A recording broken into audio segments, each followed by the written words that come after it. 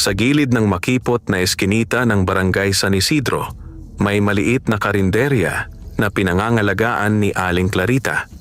Hindi ito maganda maningning, kagaya ng mga bagong bukas na kainan sa bayan. Payak at simple lang ang itsura. Kawayan at lumang tabla, isang maliit na palengke ng mantika at ilang lata, at isang palamuting parol na yari sa papel na paminsan-minsan ay nawawalan ng kulay. Ngunit laging may amoy ng bagong lutong kanin at sabaw na nagpapahinga sa bawat dumaraan. Si Aling Clarita ay may malalalim na bakas ng pagod sa mukha, mga pilat ng araw, at maraming taong pagod ang nagbigay hugis sa kanyang mga kamay. Mag-isa niya pinapalaki ang kanyang 2 anak, at sa kabila ng hirap, pinipilit niyang panatilihing malinis at maayos ang kanyang karinderya. Sinasabing hindi siya marunong magsinungaling. Madaling mahalin ng kanyang mga parokyano, hindi dahil marangya ang pagkain, kundi dahil mula sa puso ang pag-aalaga niya.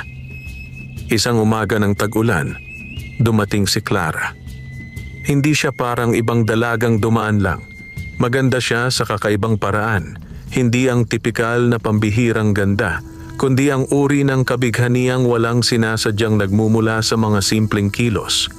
May buhok na ginintuang tila nilalaro ng araw, mga mata niyang kulay dahon na sumisilip na parang may lihim na halaman sa loob.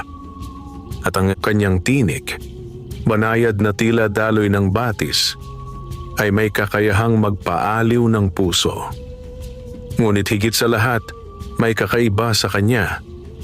Kapag siya'y naglalakad, may kaunting kumikislap na tila pulbos mula sa bakuran ng mga bato, at ang mga halaman sa paligid ay bahagyang yumuyuko na parabang bumabati. Lumapit siya sa karinderya habang si Aling Clarita ay nagwawalis at nagpakilala ng may bawing ng hiya, ngunit may tapang sa mga salita. Magandang umaga po. Ako si Clara, naghahanap ng mapagtrabahuhan bilang tagaluto. Marunong po akong magluto ng simpleng ulam at kanin. Bati ni Clara na may ngiting hindi natanto ang pagiging mahiwaga. Napansin agad ni Aling Clarita ang kakaibang katahimikan sa presensya ni Clara. Ngunit nang humarap siya at nakita ang kamay ng dalaga, malinis, may likas na ganda. Naalala niya ang dating pangarap na may makatutulong sa karinderya. Nanghingi ng tulong ang mag-ina noon dati. Ngayon, nag-iisa na lang. Hindi nagawang tanggihan ni Aling Clarita ang paghiling. Halika, upuan mo muna ang mga kawali. Subukan natin kung paano ka magayos ng sabaw, sabi ni Aling Clarita. Habang nagtatrabaho, namangha ang mga parokyano. Hindi tulad ng ibang nag-a-apply na mabilis magpakitang gilas, tahimik ngunit maagap si Clara. Ang kanyang kamay ay tila may sinasabi sa apoy at kawali, hindi sumusubok na kontrolin, bagkus nakikipag-usap. Lalo na nang magluto siya ng adobong guso at ginisang gulay, may kakaibang lasa ang mga ito. Hindi lamang masarap kundi may init na nagpapawi ng puyat. Parang yakap mula sa mag-ina. Ang mga tao, bagaman simple ang panlasa, nagsimulang mag-usap-usap. Parang may bago sa lutong ito, wika ng isang tindera sa palengke. Bago ang puso, sagot naman ng isang matandang tindera na tila may alam sa mga bagay-bagay. Hindi naglaon, sinubukan ni Clara na magluto ng sopas na may luya at bawang, isang ulam na kayang magpaginhawa ng sipon at lungkot. Nang una itong naabot ng isang batang may lagnat, napapikit ang bata sa ginhawa, ang kulay ng lagnat ay nanghina at ang buntong hininga ng ina ay nagkaroon ng ginhawa. Hindi ito napansin ni Aling Clarita sa unang tingin. Para lang sa kanya ay napakasarap ng sabaw, subalit may ibang nakakita. Si Mang Pilo, ang nagtinda ng gulay sa kanto, na kilala sa pagiging maalam sa mga alamat. Kinabukasan, dumami ang mga suki. Hindi lamang dahil masarap ang pagkain, may bagay na mas malalim. Ang karinderya ni Aling Clarita ay naging lugar para sa mga nangangailangan ng kapanatagan. May nagpagaling na lumang sugat, may nagkunwari lang upang manahimik, ngunit dahan-dahan ay napatahimik. Hindi may paliwanag basta parang may panloob na liwanag ang ibinibigay sa pagkain ni Clara. Ngunit hindi lahat ay natuwa. Sa kabilang dako ng baryo, may isang kamag-anak ni Aling Clarita na laging nagpapakita ng ngingit at pagkainis sa tagumpay ng iba. Siya si Tia Lorenza. Maputi ang muka ngunit malamlam ang mga mata at maraming sugat sa kanyang puso dahil sa inggit. Sa likod ng kanyang mga ngiti ay isang pusong natutukso. Hindi lamang sa kayamanan kundi sa kapangyarihan. Tila sa kanya din ang buri. Kung hindi sa kanya, ay hindi dapat sa iba. Matagal nang may mga bulong-bulong tungkol sa kanya. Sinasabing may alam si Tia Lorenza sa mga lumang sulat at mga halamang maituturing na lason. At sa likod ng kanyang tahanan may isang maliit na silid na puno ng pitaka, mga garapon, at mga sinulid na tila pinagtagpi ng mga sumpa. Marami siyang kausap na hindi mo mapapansin. Mga aninong dumadaan, mga ibong hindi karaniwan, at mga tao na napupunta sa kanya sa gitna ng gabi para humingi ng kakaibang tulong. Nakita ni Tia Lorenza ang pagdami ng mga parokyano ni Aling Clarita at naramdaman ang matinding pagigting ng ngit-ngit. Sa kanyang isip, ang tagumpay ni Aling Clarita ay isang insulto. Bakit ang maliit na karinderyang iyon na dati halos walang tao, ngayoy puno? Sino ang babae na nagdala ng liwanag? Sino ang naghahalo ng sopas na nagpapahupa ng lungkot? At ang sagot niya, isang engkanta. Hindi naglaon, nagbalak si Tia Lorenza. Siya'y may dalawang instrumento sa kanyang balak, lason at kulam. Hindi siya nagmamadali. Alam niyang dapat dahan-dahan at tiyak. Araw-araw niyang pinagmamasdan ang karinderya, nagmamasid sa mga galaw ni Clara at ni Aling Clarita. At nang makita niyang may mga taong tila lumuluhod sa pagkain dahil sa labis na ginhawa, napuno ng galit ang puso niya. Ngunit may mas malalim na bagay na nakaukit sa kwento ni Clara. Hindi lamang siya basta nagtungo sa karinderya dahil kailangan ng trabaho. Dumating siya dahil may paghahanap sa kanya. Walang sino man sa baryo ang nakakaalam ngunit may maliit na lihim na dalang-dala ang dalaga. Isa siyang engkantada. Hindi siya maharlika, hindi rin napakalamang sa lahat. Isa siyang engkanto na lumaki sa gilid ng gubat sa isang sambahayan ng mga nilalang na tahimik at mapagmahal sa halaman at hayop. Tinuruan siyang magluto ng mga pagkaing may lunas at lunas na may kwento. Tinuruan siya kung paano makipag-usap sa apoy at apoy, kung paano nakikinig sa luha ng mga sibuyas. Ngunit may isa pang aral ang ibinigay sa kanya ng kanyang ina. Huwag maglabas ng kapangyarihan para lamang sa sarili. Gamitin sa pagtulong. Si Clara ay may 3 maliit na bagay na lagi niyang dala. Isang pinong palamuti na hugis dahon na gawa sa pilak.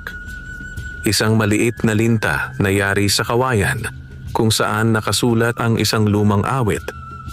At isang maliit na butil ng buhangin na kumikislap kapag may taong nangangailangan. Kapag nagluluto siya at hinahawakan ang kanyang palamuti, may munting boses sa hangin na parang payo ng mga ninuno.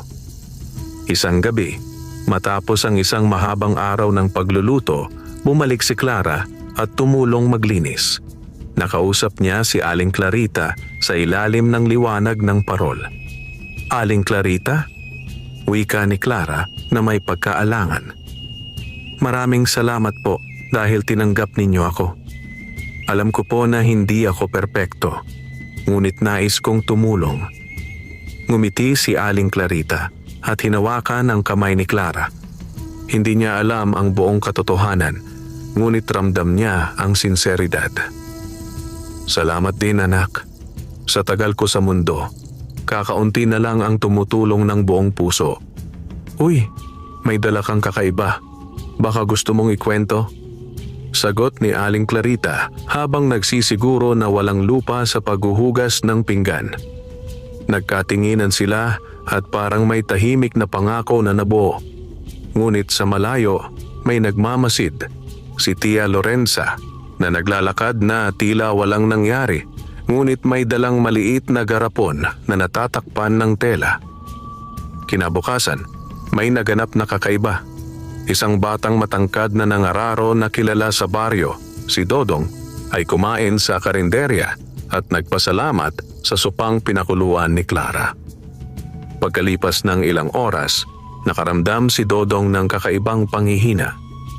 Hindi ito ang karaniwang pagod lamang. Tila may bagay na kumakawala sa loob niya. Agad siyang dinala sa bahay, ngunit hindi nagtagal, bumalik ang sigla niya. Nagising na parang wala lang nangyari. Napansin ito ng isang matandang doktor sa bayan at nang tanungin, wala raw munang halatang sintomas. Sa gabing iyon, nagulat si Tia Lorenza. Ipinadala niya ang maliit na garapon sa isang matandang kasama na may alam sa lason, si Mang Gaspar. At sinabi niya na subukan nilang lagyan ng kaunting pulbos ang isa sa mga ulam. Napuno ng kasiyahan ang puso nila nang isipin na pwedeng magkalat ang takot. At ang takot ay makakakuha ng makakain ng alabok na. Ngunit bago pa man maisa katuparan ng plano, isang malakas na bagyo ang dumaan at parang hinaplos ng unos ang kanilang intensyon. Ang garapon ay nahulog sa lupa at nabasa. Sa kabila nito, hindi pa tapos ang plano ni Tia Lorenza. Alam niyang kung paano gumaya ng dahan-dahan. Maliit na tagal ng pag-introduce ng lason at kapag nagkakaproblema na, bigyan ng solusyon na ang solusyon ay kaniyang pagkilala bilang tagapagligtas. Sa loob ng madilim niyang puso, nag-iisip siya ng mas mahabang laro. Ngunit sa palibot, dumami ang kwento tungkol sa bagong lutuin. May lumang babae na nagsabing ang kanin ni Clara ay parang nagdala ng alaala ng bahay. May lalaking nalungkot dahil nabalikan siya ng kapayapaan. Tila ang karinderya ay dilamang lugar ng pagkain. Lugar din ito ng pagbabalik loob. Sa dulo ng unang kabanata, habang papalubog ang araw at dahan-dahang pumapait ang amoy ng uling, tumindig si Clara sa harap ng karinderya at tumingin sa buwan na unti-unting sumisilip sa likod ng mga puno. May lihim sa kanyang mga mata. Hindi lamang simpleng kasiyahan dahil nakatulong siya. May pangambaring nakabaon. Alam niya na may mga matang nagmamasid at alam niyang hindi lahat ay mabuti. Ngunit itinapat niya ang kanyang palad sa dibdib at binigkas ang isang munting awit na itinuro ng kanyang ina. Isang panalangin para sa mga papasok na manliligaw at madarating na bagyo. At habang ganon siya nakatayo sa isang lumang silid sa kabilang bahay, si Tia Lorenza ay nagbukas ng isang lumang aklat. Nakasulat dito ang mga pangalan, ang mga tradisyon, at ang mga paraan ng pagluluto ng mga sumpa. At sa likod niya, dahan-dahan lumabas ang anino ng isang nilalang na hindi malinaw ang hugis. Isang tagpo na magpapakilog sa mga darating na kabanata. Umaga ng Miyerkules. Maaga pa lang ay abala na si Clara sa paghahanda ng mga rekado sa maliit na karinderya. Nakaayos sa mesa ang mga ginayat na bawang, sibuyas at kamatis.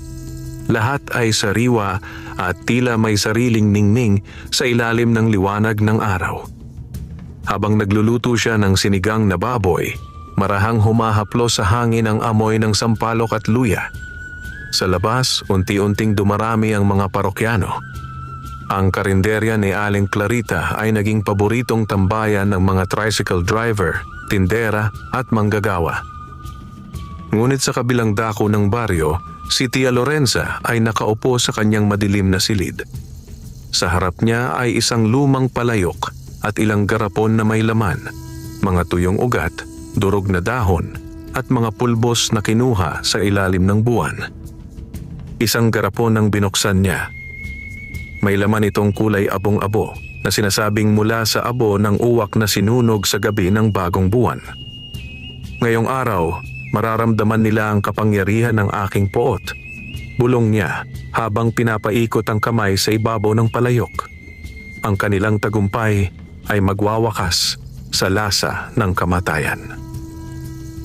Humugot siya ng isang itim na sinulid at tinusok ng karayom na may pulang likido, isang lumang ritual upang tumawag ng malas sa pagkain ng iba. Pagkatapos, ibinulong niya ang pangalan ng karinderya at ang pangalan ni Clara. Mula sa bintana, isang itim na uwak ang lumipad papunta sa direksyon ng tindahan ni Aling Clarita. Sa karinderya, habang abala sa pagluluto si Clara, naramdaman niya ang biglang paglamig ng paligid. Napatingin siya sa kawali. Ang kumukulong sabaw ay biglang nagbago ng kulay. Parang may humaplos na anino sa ibabaw nito. Napakunot ang kanyang noo. Kinuha niya ang kanyang palamuting pilak na hugis dahon at idinikit sa kawali. Dahan-dahan, ang usok ay naglaho at ang sabaw ay muling bumalik sa dating sigla. Kakaiba, bulong niya sa sarili. Parang may nanghihimasok. Hindi ito pinansin ni Clara at nagpatuloy sa pagluluto, ngunit sa kanyang puso ay may kakaibang kaba. Ramdam niyang may isang nilalang na nagmamasid mula sa malayo. Isang enerhiyang malamig, mabigat at puno ng inggit. Pagdating ng tanghali, dagsa na naman ang mga tao. Isa-isa silang naupo, nag-order ng sinigang, adobo at ginataang gulay. Halos maubos ang lahat ng ulam ni Clara. Si Aling Clarita ay tuwang-tuwa. Hindi alam ang nagbabadyang panganib. Ngunit sa isa sa mga plato ng sinigang, hindi nila alam ay may maliit na patak ng pulbos na ibinuhos ng isang babae na pumasok kanina. Isang alila ni Tia Lorenza. Habang nagsasandok si Clara, hindi niya napansin ang manipis na abo na nahalo sa sabaw. Ilang sandali matapos kumain ang tatlong tricycle driver, isa sa kanila ang biglang napahawak sa tiyan. "Aray! Parang may kumukulong apoy sa loob ko," sigaw niya. Ang isa pa ay biglang nanlabo ang paningin at nahulog sa bangko. Nataranta ang mga tao at mabilis na lumapit si Aling Clarita. "Diyos ko! Clara! Tulungan mo ako!" Sigaw niya habang pinupunasan ng pawis ng mga lalaking nanghihina.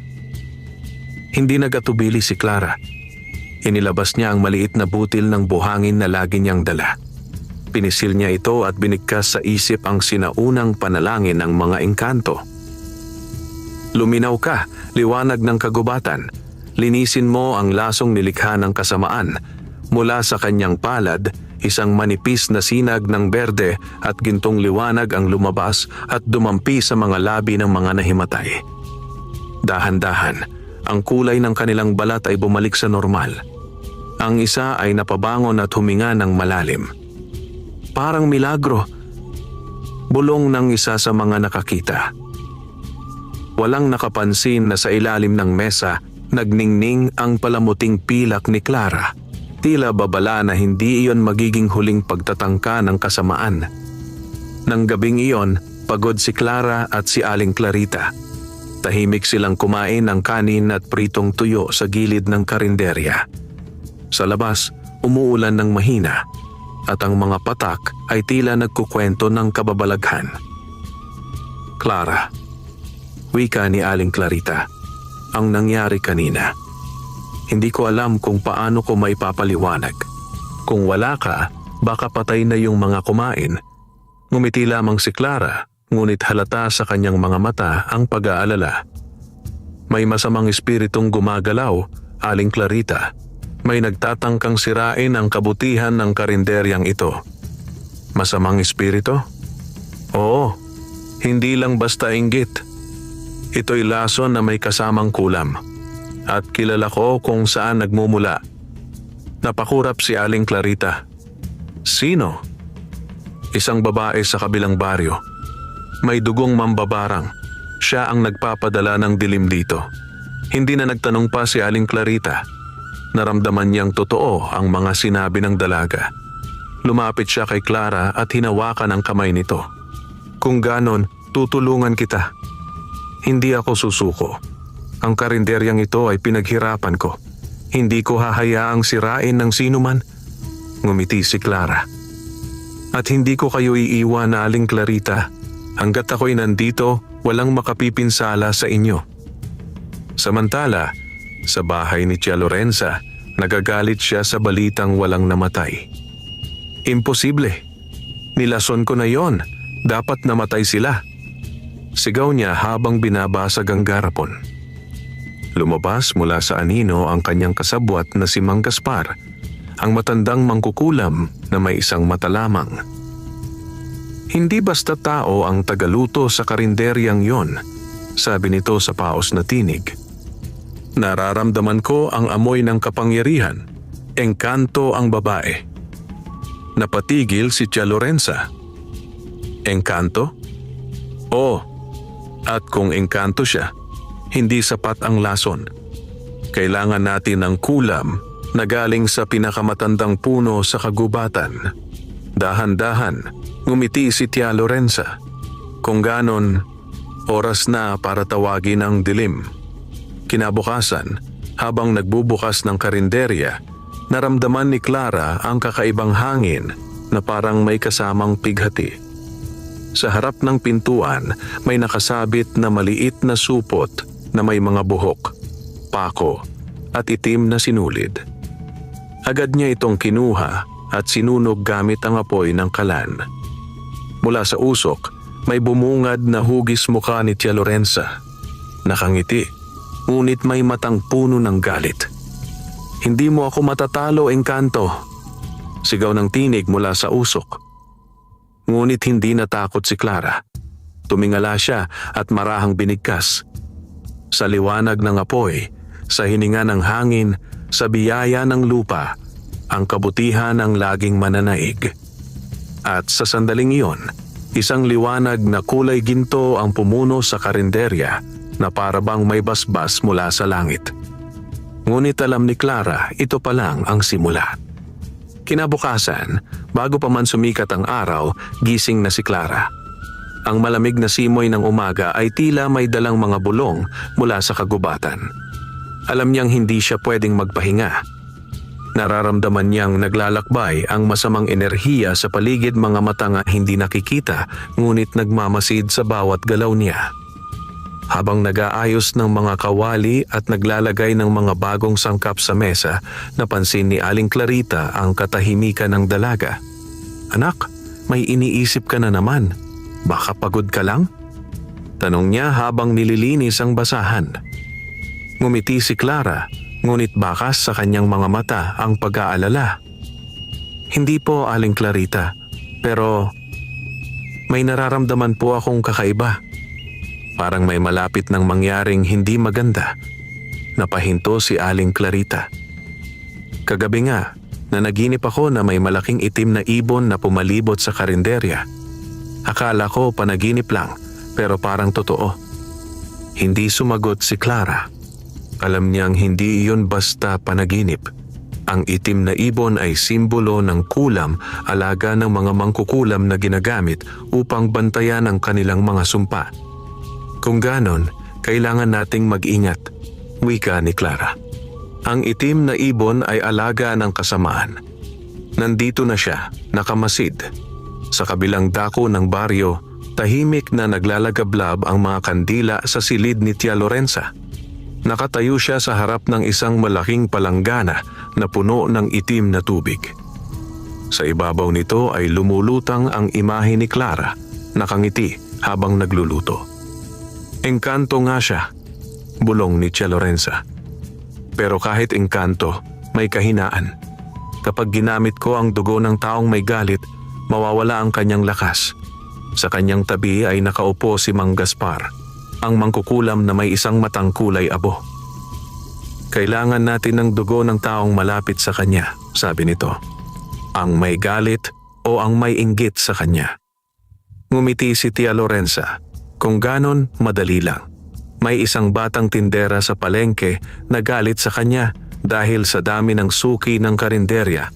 Pagbalik ni Clara sa karinderya, Napansin niya na ang ilang halaman sa labas, mga halamang dati berde at malulusog, ay biglang nalalanta. Nilapitan niya ang mga ito at hinaplos ang mga dahon. Hindi ito basta pagkamatay, bulong niya. Sinaniban ng sumpa. Kinuha niya ang maliit na butil ng buhangin na dala niya at itinapon sa lupa. Sa isang iglap, kumislap ito ng liwanag at ang mga halaman ay muling nagkaroon ng buhay. Ngunit napansin niyang may itim na abo sa ilalim ng paso senyales ng kulam. Nilingon niya si Aling Clarita. May mas malakas na puwersang kalaban natin, Aling Clarita. Ang kanyang galit ay hindi basta inggit. Isa siyang tunay na mangkukulam. Makalipas ang ilang araw, dumating si Rina, ang batang tindera ng gulay sa palengke. Madalas siyang tumulong kay Clara dati, ngunit nitong mga huling linggo ay tila nagbago ang kanyang ugali. Ang swerte mo talaga, Clara, sabi niya habang nakangiting mapait. Lahat ng tao gustong kumain dito, pero sa amin halos walang bumibili. Ngumiti si Clara. Hindi ito swerte, Rina. Basta't may kabutihan sa puso at sinseridad sa pagluluto, darating din ang biyaya. Ngunit sa likod ng ngiti ni Rina, may iniwan siyang maliit na buhol ng sinulid na itim sa ilalim ng mesa, utos ni Tia Lorenza. Hindi alam ni Clara, iyon pala ang sisimulang daan ng isang mas malakas na sumpa. Kinagabihan, habang natutulog si Clara, nagising siya dahil sa kakaibang hangin na dumadaloy sa loob ng karinderya. Naramdaman niya ang pagbigat ng paligid, at mula sa dingding ay may lumitaw na itim na usok na hugis ibon. Hindi ka taga rito, engkanto, bulong ng tinig mula sa dilim. Umuwi ka sa gubat o kakainin kita ng apoy ng poot. Ngunit tumindig si Clara, kinuha ang kanyang palamuting pilak at itinaas ito sa hangin. Sa ngalan ng liwanag at kalikasan, ipinag-uutos kong bumalik ka sa pinanggalingan mong dilim. Sumabog ang liwanag na kulay berde at ginto. Ang itim na usok ay nagpaikot, sumigaw, at nawala na parang abo sa hangin. Ngunit sa labas ng karinderya, sa malayo, nakita ni Tia Lorenza sa kanyang palanggana ang pangyayari at napangisi. Malakas nga siya, wika niya. Ngunit hindi magtatagal. Sa susunod, hindi na siya makakatakas. Ang dugo ng galit ay kumikilos na. Kinabukasan, habang nagluluto ng tinolang manok, nagpasya si Clara na sabihin kay Aling Clarita ang totoo. Aling Clarita, wika niya, may dapat po kayong malaman. Tumigil si Aling Clarita sa paghuhugas ng plato. Ano yon, anak? Ako po ay hindi karaniwang tao. Ako po ay engkanto. Anak ako ng tagapangalaga ng kagubatan sa kabundukan ng Sorsogon. Ipinadala ako rito ng aming mga ninuno upang tulungan ang mga taong tapat at labanan ang mga gumagawa ng kasamaan gamit ang lason at kulam. Napahinto si Aling Clarita, ngunit hindi siya natakot. Bagkus, napangiti siya at humawak sa balikat ni Clara. Kaya pala kakaiba ka, anak. Kaya pala parang may biyaya ang bawat luto mo. Ngunit delikado po ito, dagdag ni Clara. Kapag nalaman ng mangkukulam ang aking tunay na pagkatao, gagamit siya ng pinakamatinding kulam upang sirain ako at kayo.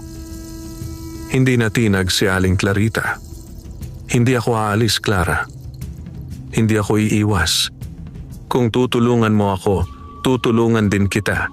Hindi ko hahayaang sirain ng dilim ang kabutihan. Naluha si Clara.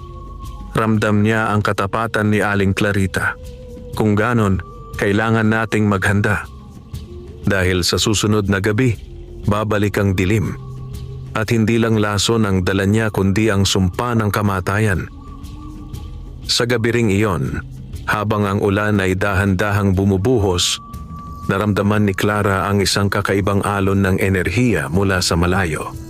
Mula sa bahay ni Tia Lorenza, may itim na liwanag na pumailan lang sa langit, tanda ng isang matinding ritual ng kulam. Sa gitna ng unos, tumayo si Clara sa harap ng karinderya, Tinapat sa dibdib ang kanyang pilak na palamuti at marahang binigkas ang sinaunang awit ng mga engkanto. Liwanag ng gabi, iligtas ang dalisay. Lason ng dilim, bumalik sa kasalanan. Apoy ng puso, maging gabay ng kabutihan. Mula sa kalangitan, isang gintong kidlat ang tumama sa lupa at nagsimula ang unang tunay na labanan sa pagitan ng engkanto at ng mangkukulam. Ang ulan ay tila nagngangalit na halimaw sa langit, kumukulog, kumikidlat, at ang bawat patak ng ulan ay parang tinig ng galit na bumabalot sa buong baryo. Sa gitna ng dilim, nakatayo si Clara sa harap ng karinderya na kayapak, nakasuot ng puting damit na humahaplos sa hangin at tangan ang palamuting pilak na nagliliwanag sa gitna ng unos. Sa loob naman ng kanyang bahay, si Aling Clarita ay nagdasal sa ilalim ng krus, hawak ang rosaryo at nakatingin sa apoy ng kandila na tila humihinga ng takot. Ramdam niya ang kakaibang lamig-lamig na parang gumagapang mula sa lupa paakyat sa kanyang dibdib. Samantala, sa kabilang dulo ng baryo, nagsimula na ang madilim na ritual ni Tia Lorenza. Sa paligid niya ay nakapaikot ang mga itim na kandila at sa gitna ng bilog ay may palayok na may lamang itim na langis. Nakaluhod siya habang pinapaikot ang kamay. Binibigkas ang sinaunang dasal ng mga mangkukulam. Dugo ng galit, bangon at lumaban. Sunugin ang liwanag, lunurin ang kabutihan. Dalhin mo sa akin ang kaluluwa ng engkantada at ipako siya sa hangin ng gabi. Habang binibigkas niya ito, ang kanyang mata ay naging kulay abo at ang hangin sa paligid ay lumakas. Mula sa palayok, isang itim na usok ang lumabas at unti-unting humugis na parang ahas, gumagapang papunta sa direksyon ng karinderya ni Aling Clarita.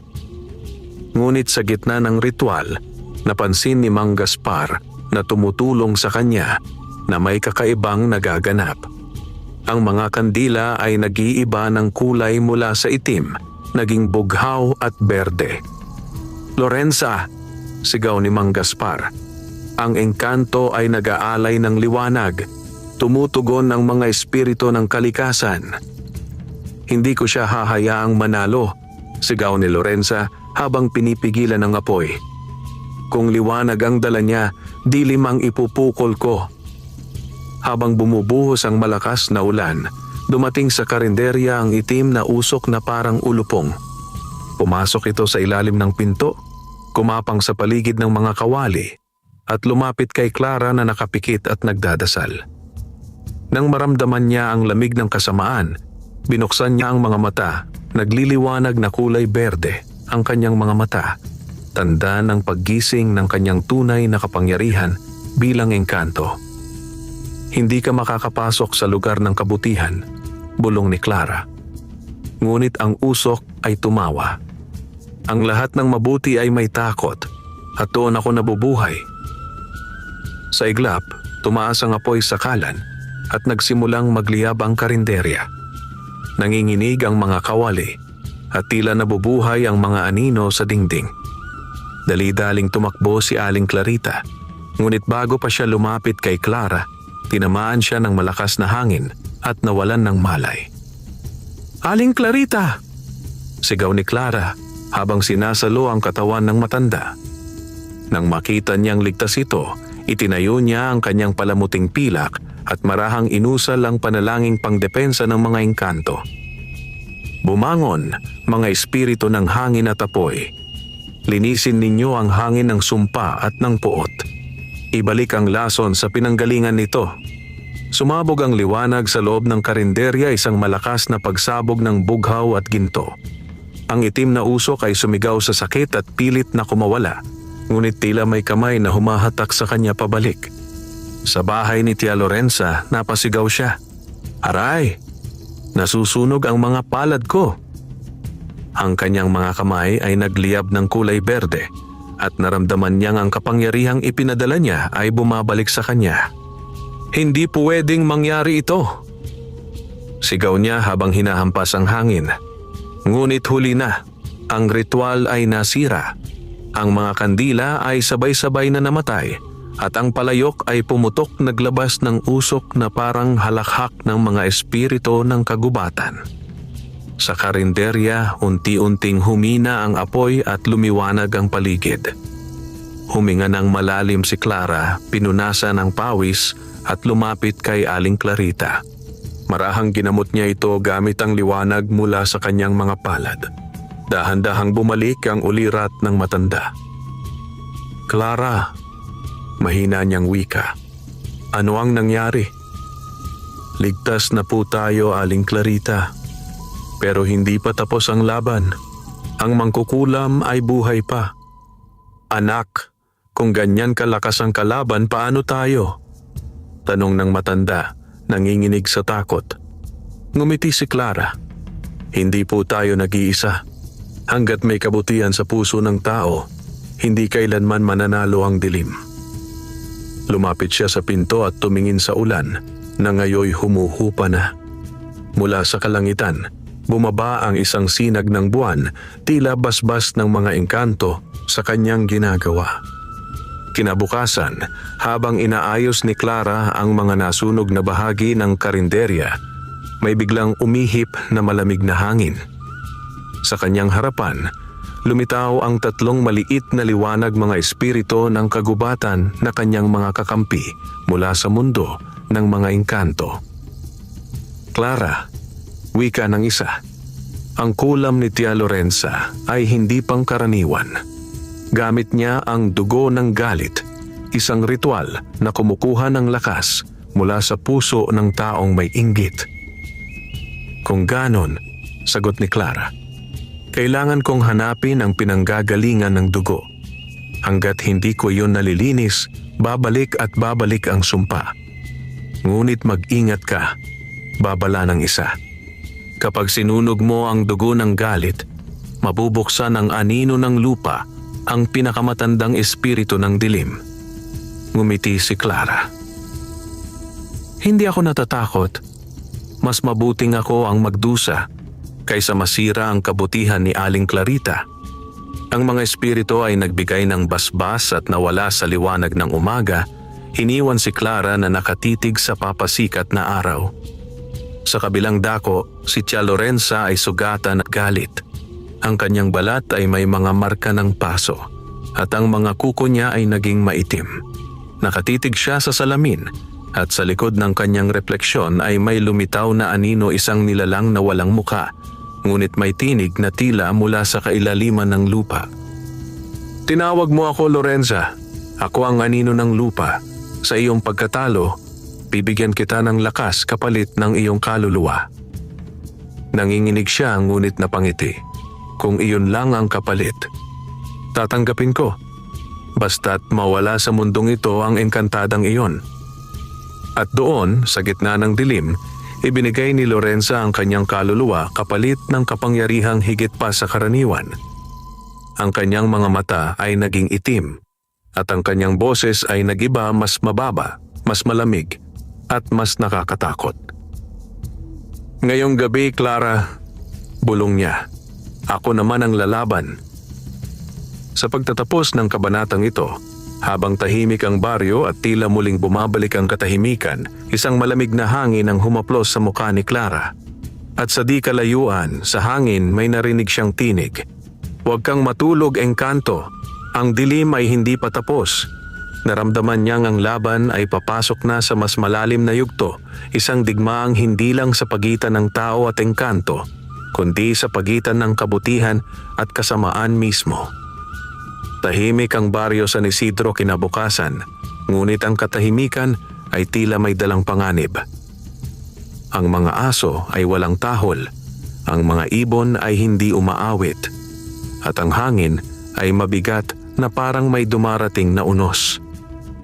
Sa maliit na karinderya ni Aling Clarita, si Clara ay tahimik na nagluluto ng tinolang manok, ngunit ang kanyang mga mata ay hindi sa niluluto nakatuon. Bagkus, sa labas, kung saan nararamdaman niya ang paglalakad ng masamang espiritu. "May paparating," mahinang bulong ni Clara. Ang dilim ay muling bumabangon. "Ha? Ano yung sabi mo, anak?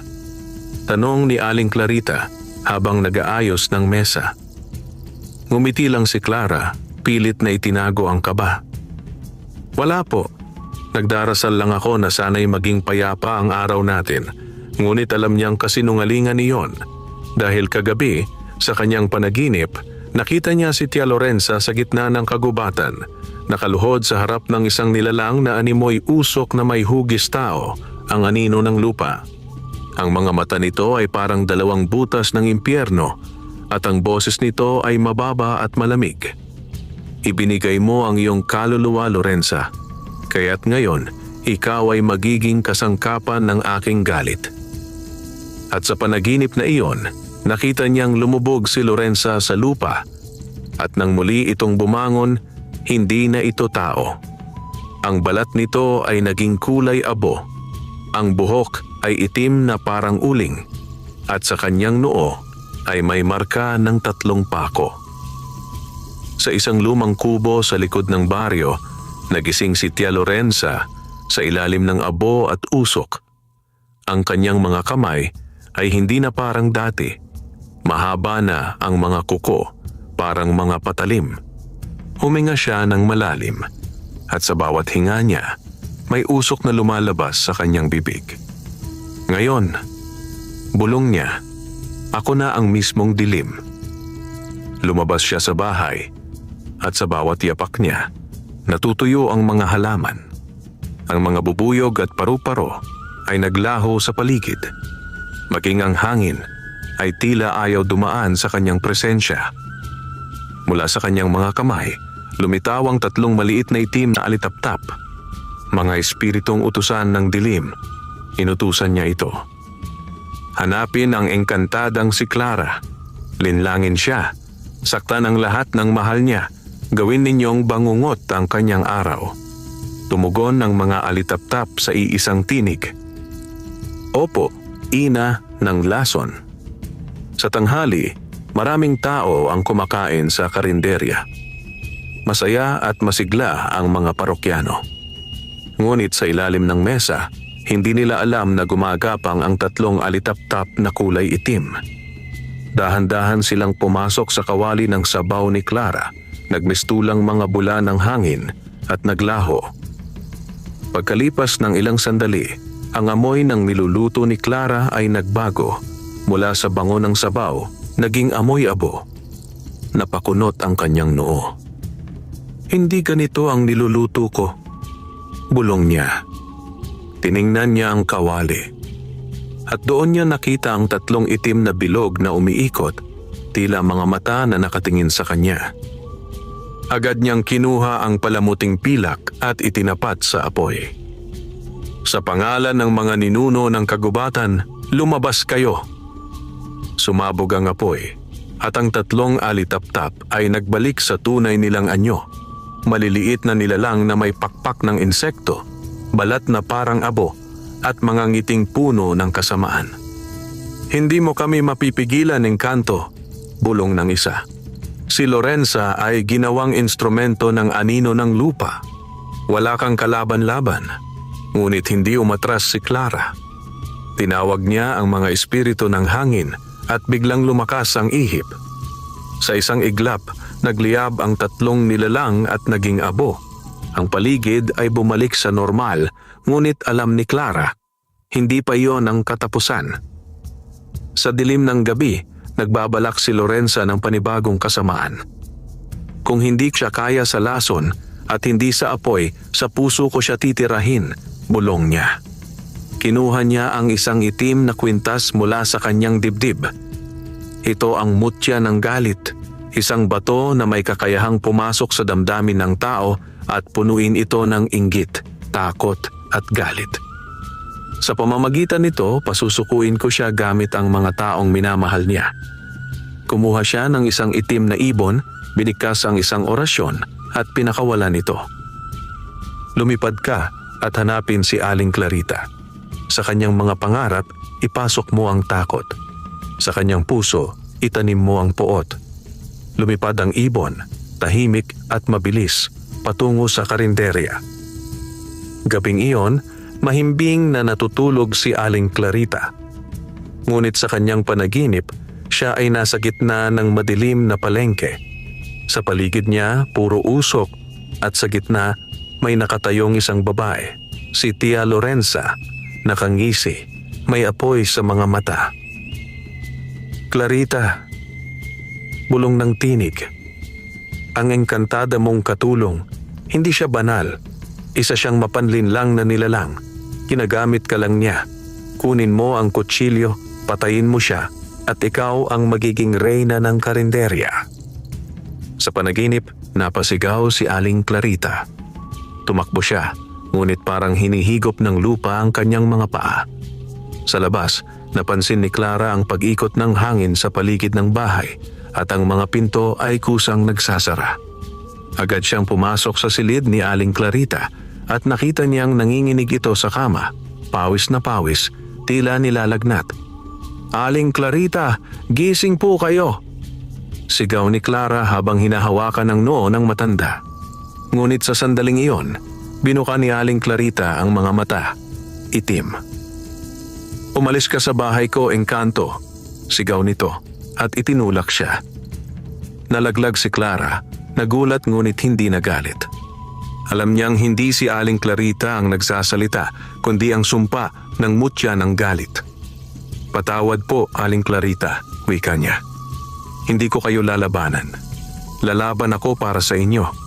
Itinaas niya ang butil ng buhangin sa kanyang palad at inusal ang dasal ng pagpapalayas sa masamang espiritu. O liwanag ng kalikasan, linisin ang isip na dinungisan ng dilim. Mula sa kanyang kamay, lumabas ang sinag na kulay puti. Tinamaan nito si Aling Clarita at unti-unting naglaho ang itim sa kanyang mga mata. Naluha ang matanda at niyakap si Clara.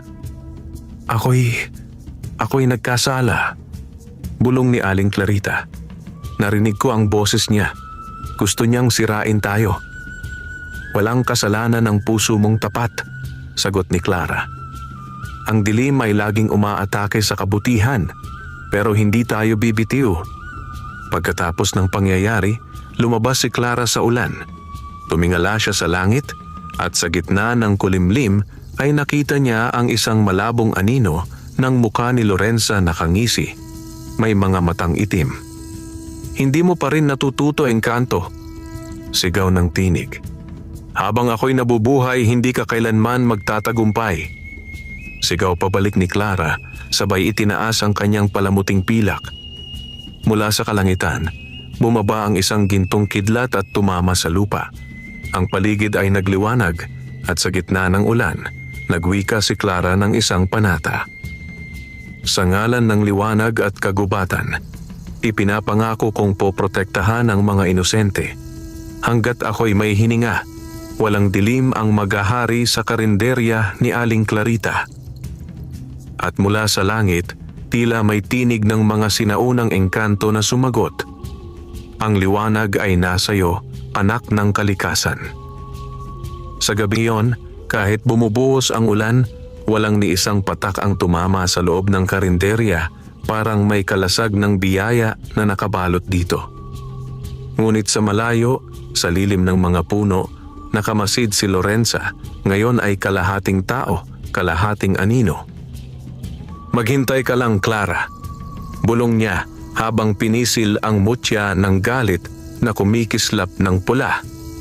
"Sa susunod, hindi ko na lang pupuntiryahin ng puso mo, kundi ang kaluluwa mo mismo." Lumipas ang ilang araw matapos ang gabi ng bangungot, ngunit hindi pa rin bumabalik ang dating sigla ni Aling Clarita. Madalas siyang tahimik, tila laging malalim ang iniisip, at kung minsan ay napapatitig sa kawalan. Si Clara, bagaman patuloy na masigla at matatag sa paningin ng lahat, ay nakakaramdam ng mabigat na presensyang unti-unting lumalapit muli sa kanila. Isang gabi, habang nagluluto siya ng tinolang isda, biglang namatay ang apoy ng kalan. Nilibot niya ang tingin, walang hangin, walang taong dumaan. Ngunit sa sulok ng karinderya, sa may dilim, may narinig siyang mahinang boses. "Hindi ka magtatagal, engkanto." Agad niyang hinawakan ng palamuting pilak sa kanyang leeg. "Ipakita mo ang sarili mo," mariin niyang sabi. Lumabas mula sa anino ang isang itim na usok na unti-unting naging anyo ng isang babae si Lorenza, ngunit hindi na siya ang dati. Ang kanyang muka ay may punit na mga marka at ang mga mata niya ay tila dalawang hukay ng gabi. "Lorenza," bulong ni Clara, "anong ginawa mo sa sarili mo?" Ngumiti ito ng malamig. "Ginawa kong sandata ang kaluluwa ko. Mas mabuti nang mawala ang ilaw kaysa manatiling mahina. Ngayon ako na ang gabi, Clara. Ako ang bagong anino ng lupa." Itinaas ni Clara ang kanyang kamay. Ngunit bago pa siya makapagdasal, biglang lumabo ang paligid, parang binura ng hangin ang lahat. Ang karinderya ay naglaho at napalibutan siya ng kadiliman. Nagising si Clara sa isang lugar na hindi niya kilala, isang kagubatang kulay abo. Walang tunog, walang hangin. Ang mga puno ay tuyo at ang lupa ay parang abo ng sinunog na kahapon. Alam niyang hindi ito mundo ng tao. "Nasaan ako?" tanong niya. "Sa pagitan ng liwanag at dilim," sagot ng isang tinig. Lumitaw si Lorenza, nakasuot ng itim na balabal, at sa kanyang kamay ay may hawak na mutya ng galit na kumikislap na pula. "Ginawa kong bilanggo ang iyong kaluluwa, Clara," sabi ni Lorenza. "Hindi ka makakabalik sa mundo ng mga tao, at kapag wala ka na, mamamatay si Aling Clarita sa sariling takot." Ngunit ngumiti si Clara, kahit nangihina. "Maling akala mo, hindi ako basta engkanto lamang. Ako ay anak ng ilaw ng kagubatan, ipinanganak para protektahan ang kabutihan." "Protektahan?" sabat ni Lorenza na may halakhak. "Walang kabutihan sa mundong ito. Tingnan mo ang mga tao nagsisinungaling, nag-iinggitan, naglalason.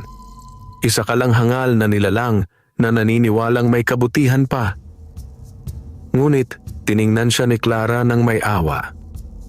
"Hindi mo lang nakita, Lorenza. Pero ang kabutihan ay hindi kailanman namamatay. Kahit sa pinakadilim na gabi, may sinag pa rin ng buwan." Napangisi si Lorenza. "Kung ganon, patunayan mo." Itinaas niya ang mutya ng galit at sa isang iglap, sumulpot sa paligid ni Clara ang mga nilalang na yari sa usok, mga anino ng kasinungalingan, inggit at takot. Lumapit ang mga ito, nakapalibot sa kanya at sinubukang higupin ang kanyang liwanag. Ngunit ipinikit ni Clara ang mga mata, hinawakan ang kanyang dibdib at marahang binigkas ang dasal ng kalinisan na itinuro ng kanyang ina noong siya'y bata pa. "Sa ngalan ng mga puno, ng ilog at ng hangin, ako ang liwanag na hindi kayang lunurin. Sa bawat dilim, ako'y magiging apoy." Sumiklab ang kanyang katawan sa liwanag na kulay ginto. Ang mga anino ay napasigaw, isa-isang naglaho, at ang paligid ay nagningning. Ngunit hindi pa tapos sa huling sandali, tumalon si Lorenza at tinangka siyang saksakin gamit ang mutya ng galit. Nagtagpo ang dalawang kapangyarihan dilim laban sa liwanag. Sa bawat tama ng enerhiya, yumanig ang buong kagubatan ng mga anino. Nagsimulang pumutok ang lupa at mula sa ilalim nito ay lumabas ang anino ng lupa, ang nilalang na pinagsangla ni Lorenza ng kanyang kaluluwa. "Lorenza, nakatali ka na sa akin. Hindi mo siya mapapatay nang hindi mo sinisira ang sarili mo." Nagulat si Lorenza. "Anong ibig mong sabihin?" "Ang kaluluwa mo ay akin na. Kapag pinatay mo ang liwanag, mawawala ka rin." Sa unang pagkakataon, nakita ni Clara ang takot sa mukha ni Lorenza. "Hindi," bulong nito. "Hindi ko kayang mawala." "Lorenza," sigaw ni Clara. "May oras pa. Bitawan mo ang dilim. Patawarin mo ang sarili mo." Ngunit umiling si Lorenza, tumutulo ang luha habang nakangiti. "Hindi na ako karapat-dapat, Clara. Pero kung may natitira pa akong kabutihan, ito na lang ang magagawa ko." Hinawakan ni Lorenza ang mutya ng galit at isinaksak ito sa kanyang dibdib. Isang malakas na pagsabog ng liwanag ang sumabog at sa sandaling iyon, naglaho ang anino ng lupa na tila sinunog ng araw. Ang paligid ay muling lumiwanag at bumalik si Clara sa mundo ng tao, nakahandusay sa sahig ng karinderya, nanginginig ngunit buhay. Pagmulat niya, naroon si Aling Clarita, hawak ang kanyang kamay at umiiyak. "Salamat sa Diyos! Akala ko'y mawawala ka na, anak." Ngumiti si Clara, mahina ngunit payapa. "Tapos na po, Aling Clarita. Wala na si Lorenza." "Wala na?" "Oo." Inalay niya ang sarili niya para sirain ang nilalang na ginamit siya. Sa huli, pinili pa rin niya ang kabutihan. Niyakap siya ni Aling Clarita ng mahigpit. "Napakaraming kasamaan sa mundo, anak.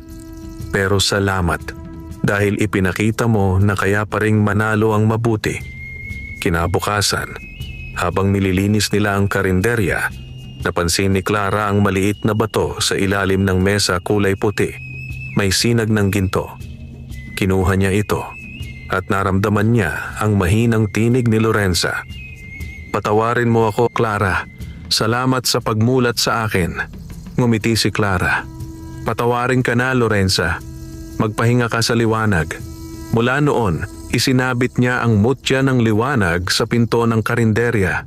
Simula ng araw na yon, wala nang nagkasakit, walang nag-away, at ang bawat pagkain ni Aling Clarita ay may kakaibang ginhawa at saya sa sinumang kumain.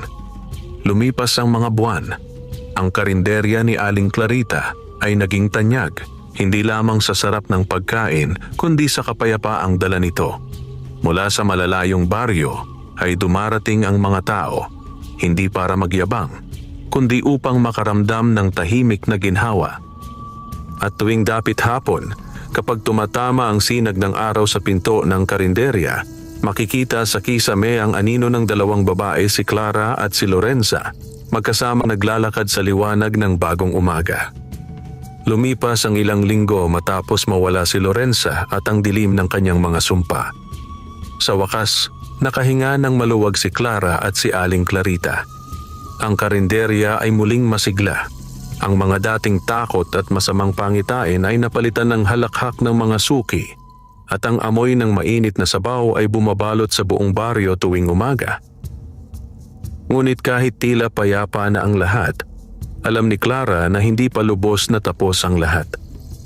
Sapagkat sa bawat pagtatapos ng dilim, may mga nalalabing anino na pilit kumakapit, at iyon ang pinakadelikado. Isang gabi, habang tahimik ang baryo, naramdaman ni Clara ang kakaibang pagyanig sa lupa.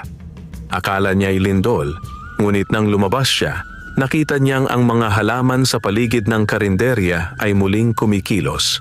Ang mga dahon ay parang umiiyak at ang lupa ay may umuusbong na itim na usok. "Hindi maaari," bulong ni Clara. May natira pa pala sa kapangyarihan ng anino ng lupa. Kinuha niya ang palamuting pilak at itinapat sa lupa. Sa isang kisap, lumitaw ang 3 maliliit na nilalang na anyong abo, mga kaluluwang naligaw sa gitna ng liwanag at dilim. "Tulungan mo kami," bulong ng isa. "Kami mga kaluluwang sinira ni Lorenza noong siya'y nasa ilalim ng sumpa. Hindi kami makaalis. Nakaangkla pa rin kami sa mga kasalanan ng nakaraan." Naluha si Clara. "Kung ganoon, kailangan kong kayong palayain."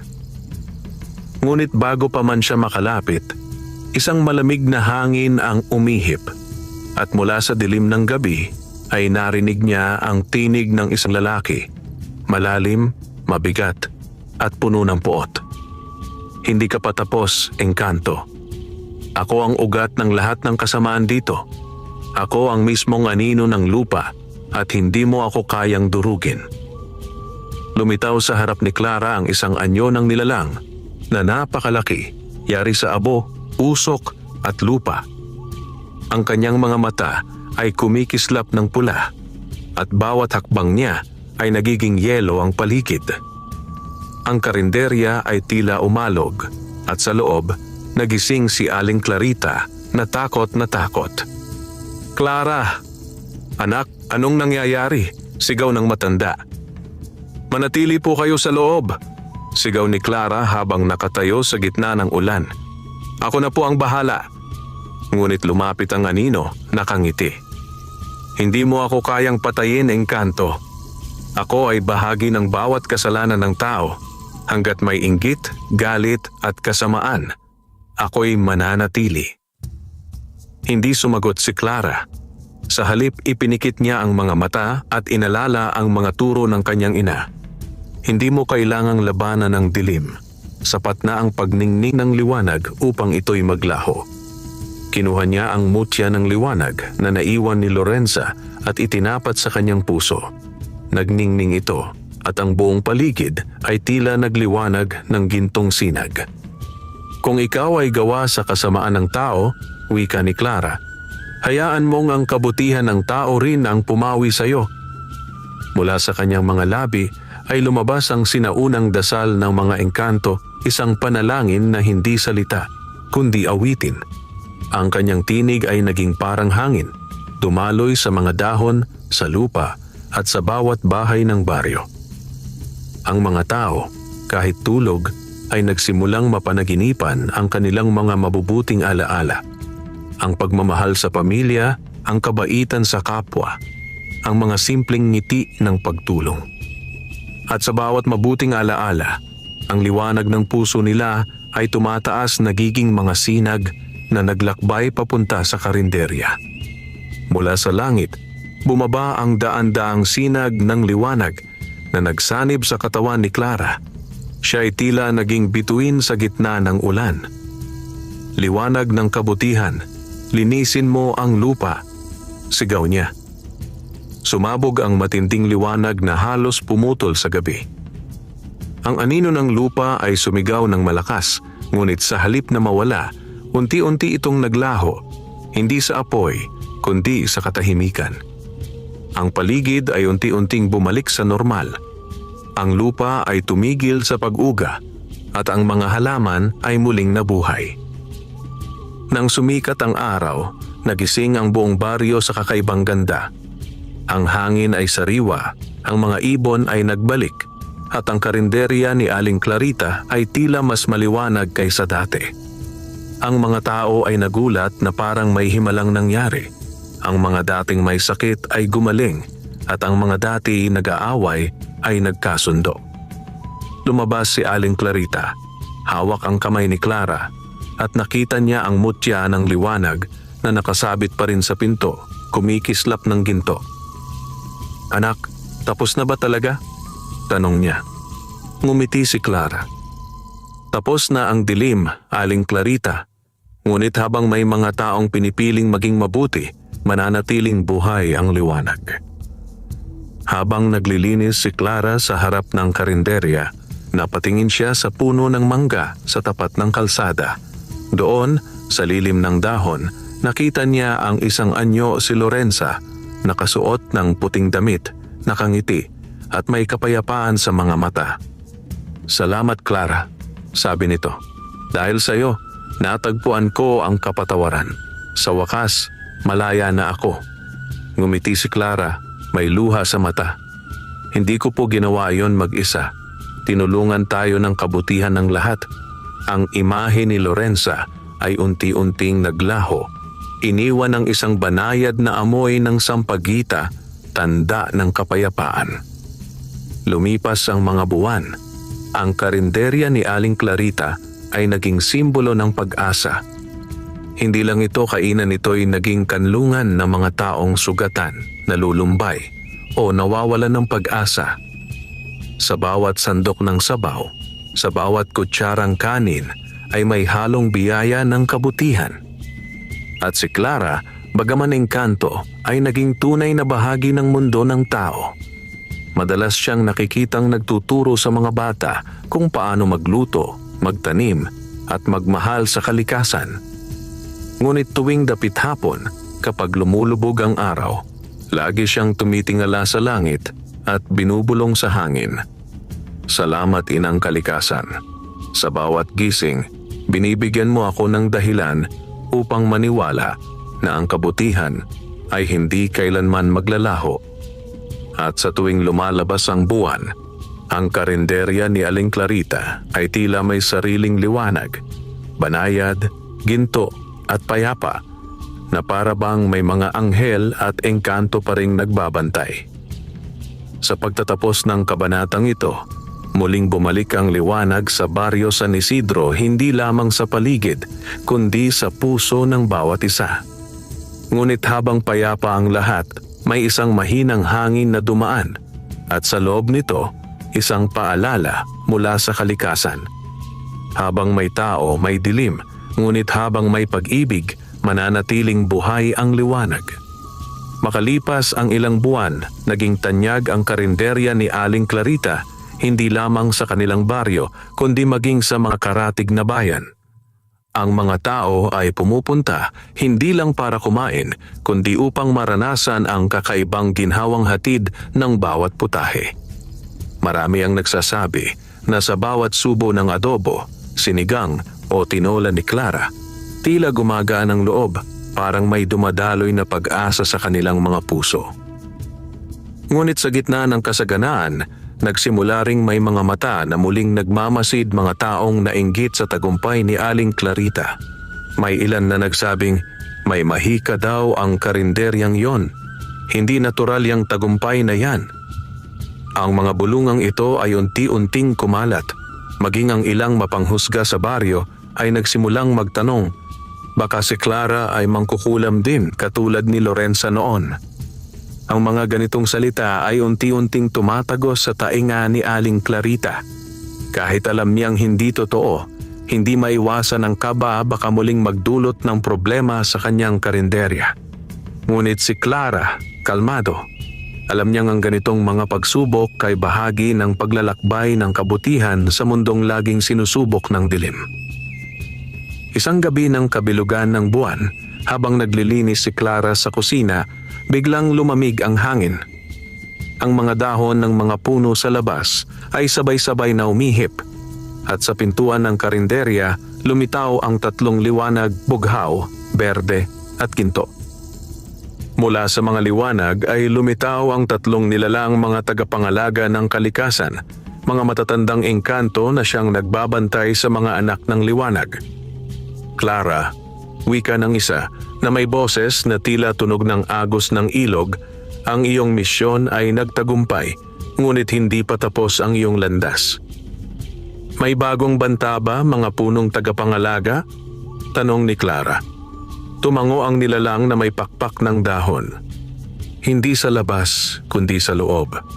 Ang dilim ay natutong magtago sa puso ng mga tao. Hindi ito maaaring labanan sa pamamagitan ng kapangyarihan, tanging pag-ibig at pag-unawa lamang ang sandata mo ngayon. Tumingin si Clara sa kanila. Marahan ang tinig. Kaya kong harapin iyon. Hanggat may mga pusong naniniwala sa kabutihan, hindi ako manghihina. Ngumiti ang tatlong nilalang. Tunay kang anak ng liwanag.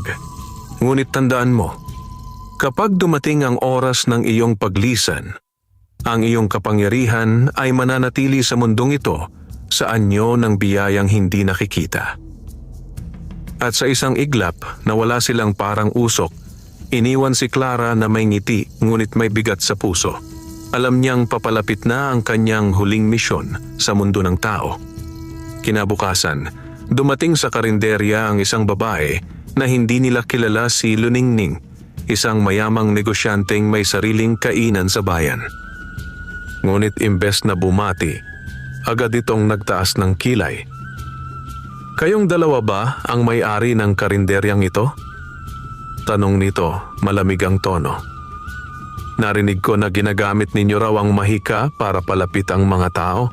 Hindi ba't masama yan? Napatingin si Aling Clarita kay Clara, nanginginig. Hindi po totoo yun, Ginang. Nagluluto lang kami ng may puso. Ngumiti ng mapanghamon si Luningning. Kung gayon, patunayan mo. Bukas, ipakita mo kung kaya mong magluto ng walang mahika sa harap ng lahat ng tao. Kung hindi, ipasasara ko ang karinderyang ito. Iniwan sila ng ginang na may halakhak na malamig. Kinabukasan, Dumagsa ang mga tao sa baryo. May mga taga-ibang lugar, may mga taga-bayan, lahat ay gustong makita kung totoo nga bang may hiwagang taglay si Clara. Sa gitna ng karamihan ay si Luningning, nakatingin ng may ngiti ng panlilibak. Tahimik si Clara habang naghahanda ng sangkap. Hawak niya ang sandok, ngunit hindi niya ginamit ang kanyang kapangyarihan. Ngayong araw, bulong niya sa sarili, "Ako ay magluluto bilang tao." Nagsimula siyang maggisa ng bawang, sibuyas at kamatis. Ang amoy ay natural, walang liwanag, walang mahika. Habang nagluluto, inalala niya ang bawat mabuting alaala. Ang unang araw na tinanggap siya ni Aling Clarita, ang mga ngiti ng mga bata at ang pagpapatawad ni Lorenza. Unti-unti, ang apoy sa kalan ay nagbagong kulay, hindi dahil sa mahika, kundi dahil sa pusong puno ng kabutihan. Ang apoy ay naging kulay ginto. Nang maihain ng ulam, ang mga tao ay natigilan. Sa unang subo ng kanyang nilutong sinigang, napaluha ang ilan. Isa sa mga parokyano ang nagsabing, "Hindi ko alam kung bakit, pero para bang naalala ko ang nanay ko, ang bahay namin, at lahat ng mga panahong masaya." Si Luningning, bagaman nagpipigil ng emosyon, ay nakaramdam ng kakaibang init sa puso.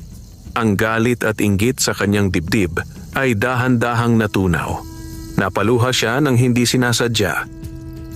"Hindi ito mahika," wika niya. "Ito ay pagmamahal." Pagkatapos ng araw na iyon, tahimik si Clara habang nakatingin sa paglubog ng araw. Lumapit si Aling Clarita. "Anak, bakit parang malungkot ka? Napanalo mo na ang laban." Ngumiti si Clara. "Oo, Aling Clarita, pero panahon na po para bumalik ako sa aking mundo. Naramdaman ko na kagabi tinawag na ako ng kagubatan." Hindi kita kayang mawala," humahagulgol na sagot ni Aling Clarita. "Anak na kita." Niyakap ni Clara ang matanda. "Hindi po ako mawawala, Aling Clarita. Ang bawat sangkap na ginagamit ninyo, bawat halakhak sa karinderya, bawat kabutihang ginagawa ninyo, naroon ako. Doon ako mananatili." Sa huling sandali, ang paligid ay kumislap. Ang mga dahon ay sumayaw kahit walang hangin. Ang mga ibon ay umawit na parang nagdadasal. Si Clara ay napalibutan ng liwanag at unti-unting naglaho sa hangin. Iniwan ang isang maliit na puting bulaklak sa hapag ng karinderya. Lumipas ang mga taon. Ang karinderya ni Aling Clarita ay naging kilalang lugar sa buong probinsya. Maraming nagtataka kung bakit laging mabango at masarap ang pagkain dito, at kung bakit tila gumagaan ang loob ng sinumang kumakain. Ngunit sa bawat tanong, laging isa lang ang sagot ni Aling Clarita. Walang mahika rito, puso lang ang lihim. At sa tuwing dapit hapon, kapag sumasayaw ang mga sinag ng araw sa pinto ng karinderya, tila may nakikitang aninong dalaga na kangiti, may dalang sandok at may bulaklak sa buhok. Si Clara, ang dalagang engkanto na minsang nagtrabaho bilang tagaluto, ay patuloy na nagbabantay, hindi na sa pamamagitan ng kapangyarihan, kundi sa pamamagitan ng diwa ng kabutihan na iniwan niya sa mga pusong kanyang binago. Isang gabi, habang nagsasara si Aling Clarita, may dumaan na banayad na hangin. Dala nito ang boses na pamilyar. "Aling Clarita, salamat po. Sa bawat taong pinapakain ninyo ng may malasakit, buhay ako."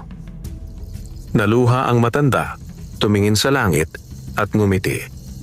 "Tulog ka na, anak, tapos na ang laban mo. Pero habang may kabutihan sa puso ng tao, mananatili kang buhay."